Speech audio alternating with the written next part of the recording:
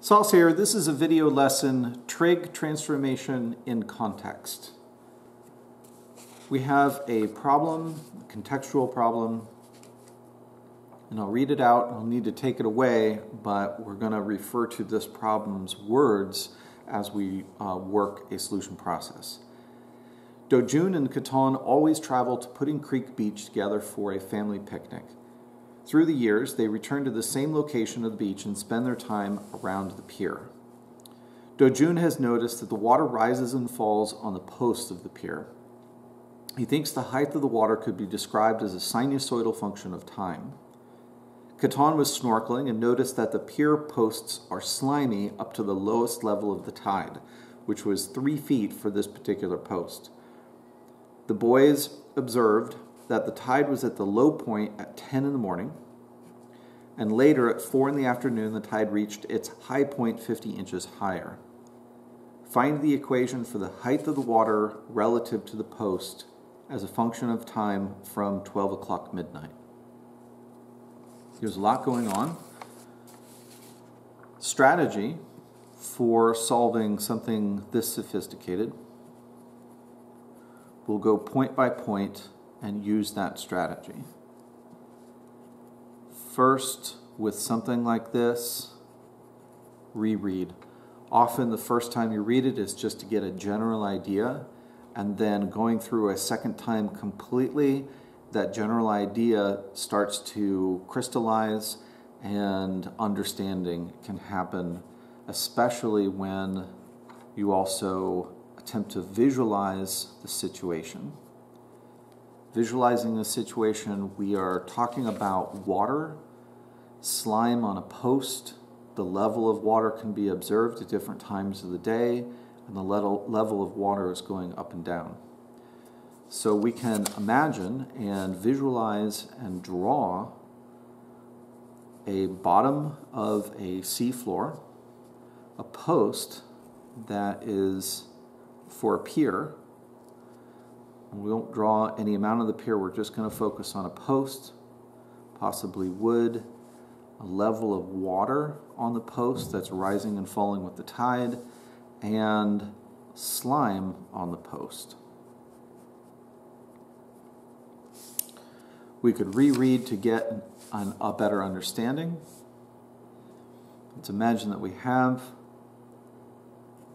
The next thing to do is to diagram and graph.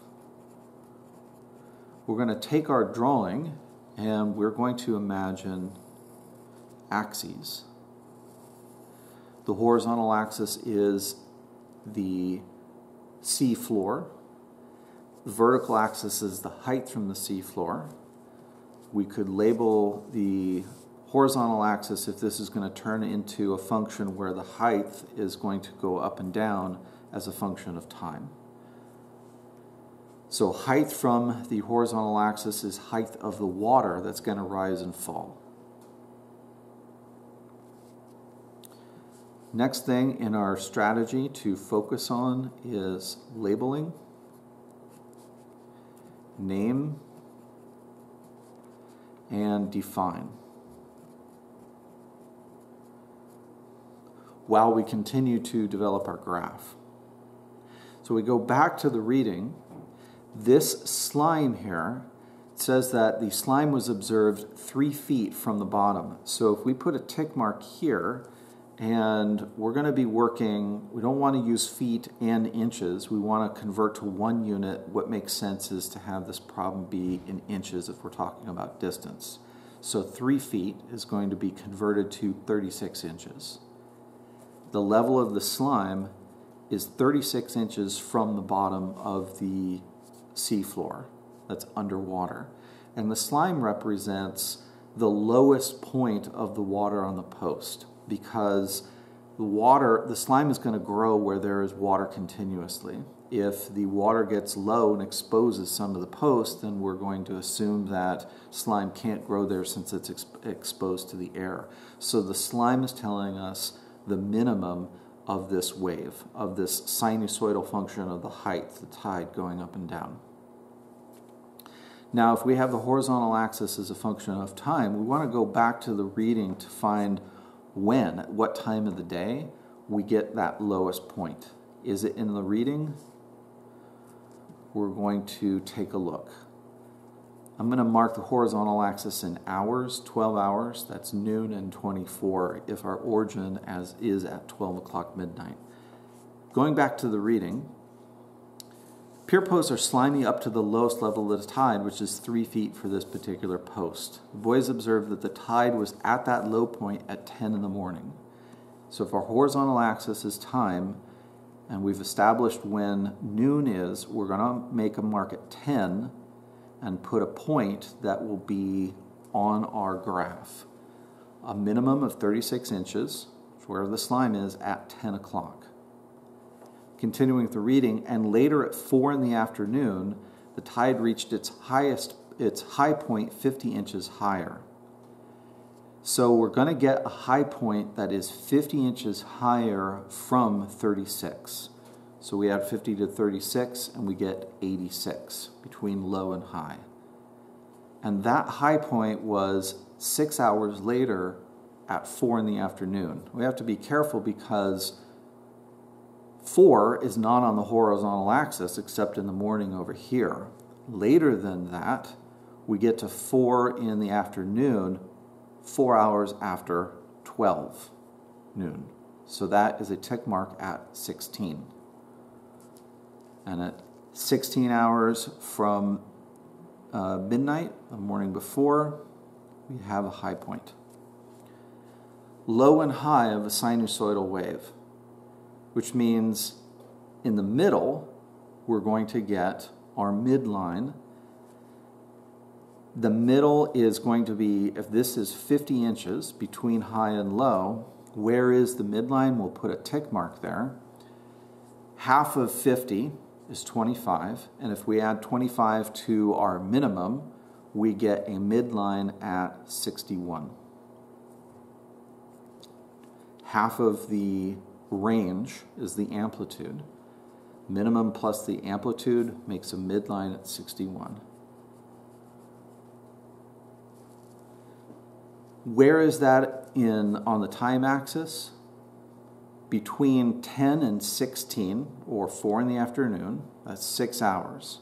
Half of that is 3 hours. So 3 hours after the low point, it will get to the midpoint. 3 hours after 10 o'clock is 1 o'clock in the afternoon, or 13 hours after midnight. We reach the midline. This is a coordinate I'm going to put directly on the graph. The coordinate at this point is time is equal to 13, height is equal to 61. And we have then 7 hours after midnight, we get to the midline, and 6 hours before the minimum, we also have another maximum. 6 hours before that is 4 in the morning, and 3 hours before that, we reach the midline again. 3 hours before 4 in the morning is 1 in the morning. We're establishing these points, and we can use them to draw a sinusoidal wave.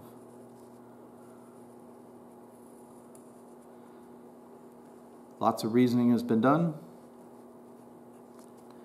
to graph this wave with accuracy. We labeled, named, defined, graphed, diagram, reread quite a bit, and we have a visualization of what's going on. Next thing in our strategy is to start thinking about equations and relationships between the concepts and the variables. This is a transformed trig function. So the equation for a transformed trig function, in general terms, is the vertical variable that we're going to call capital H. I'm going to change that to a capital, minus k all over a is equal to the sine, or it could be cosine, of b minus, in this case, the horizontal variable is t for time minus h. This is the transformation equation where the parameters are h and k, the horizontal and vertical slide or translation, and a and b, the horizontal and vertical dilation factors. If we're going to solve this as a function for h, and I capitalized this one, the vertical variable, because our parameter for the horizontal translation is often the lowercase h. So this capital H is for height. And what we want is, we want an equation, height as a function of time. That's what the problem is asking us to find. Find an equation for the height of the water relative to the post as a function of time from 12 o'clock midnight. So that is going to be capital H as a function of t, and if we solve for h by multiplying both sides by a and then adding k, we will get a times sine of b minus t times, excuse me, I've got to modify this equation so it's correct. B multiplies, does not subtract, t minus h, and then add the k. These parameters are concepts that belong to the wave. And we can get each one of these. In this case, A is the amplitude. And the amplitude of our wave here is the distance between midline and maximum, or midline and minimum, half of the range of 50, and that is equal to 25. We have a midline at an h value of 61.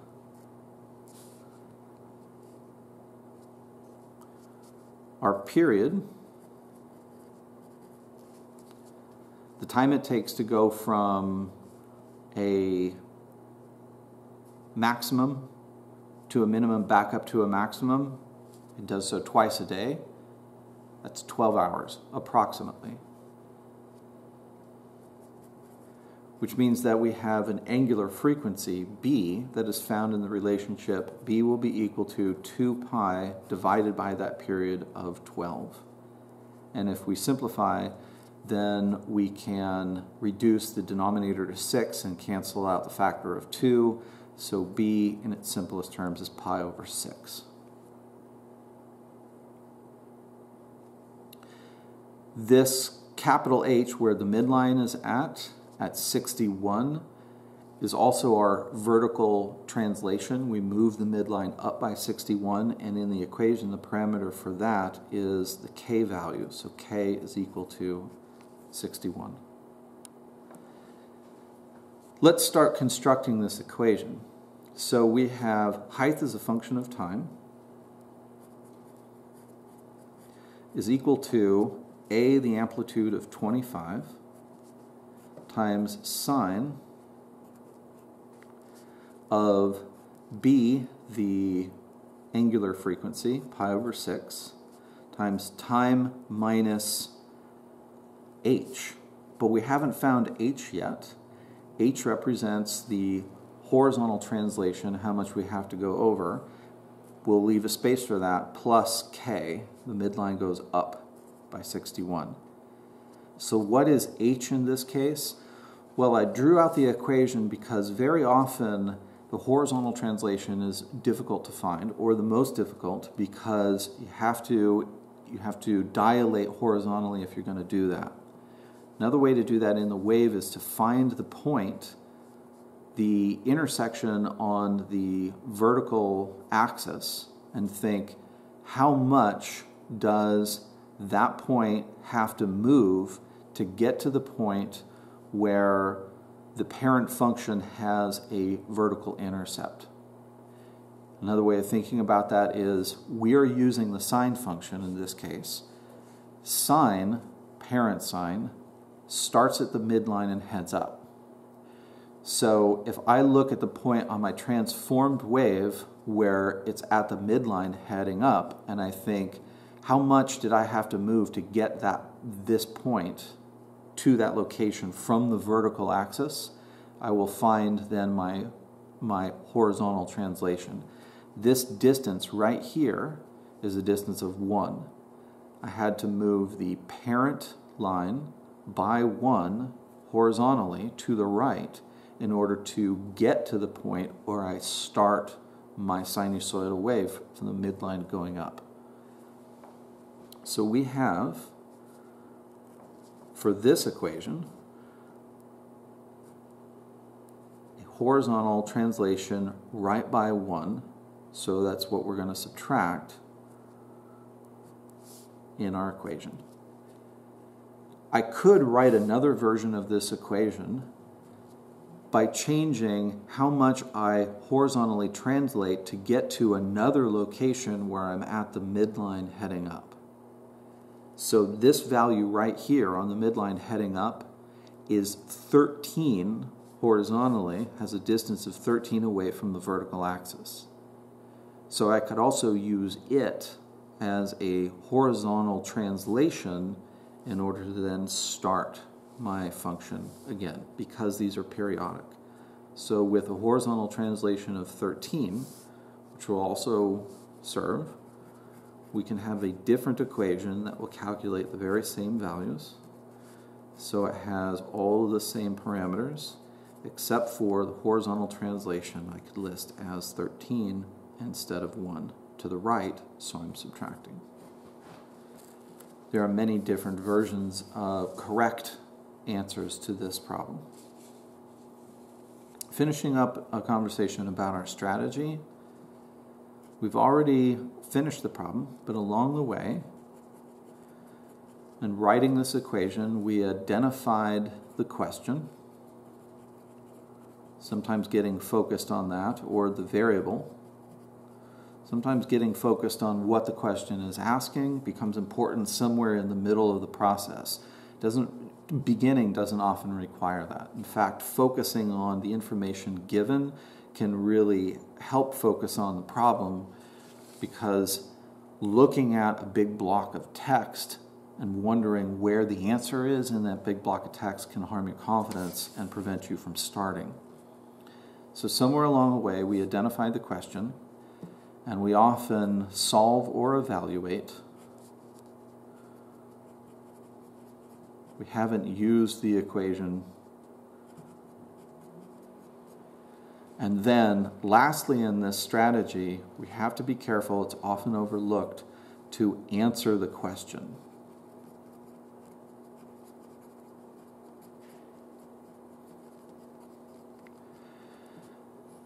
Which may seem kind of ridiculous to state. Answer the question as part of the strategy.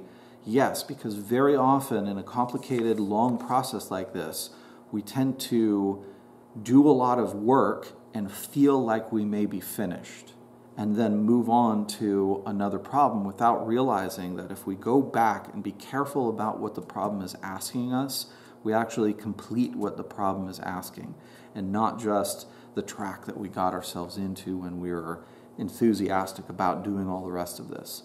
So let's be careful, did we answer the question? The question was, find an equation for the height of the water relative to the post as a function of time from 12 o'clock midnight.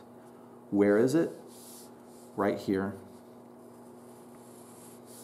Now I'm confident that we've answered the question completely, and I put a box around my final answer.